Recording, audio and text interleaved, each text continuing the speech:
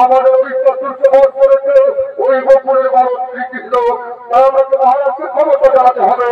হ্যাঁ হ্যাঁ হ্যাঁ তুমি ঠিক বলেছো, আমাদের মহারাজকে ক্ষমতা জানালে আমাদের মৃত্যু হয়ে পারত।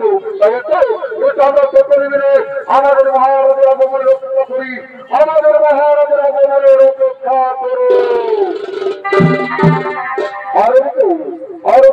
অধিপতি রাজা কংস ও তার মিত্র মহারাজুর আগমন করছে। থাকলে ভালো।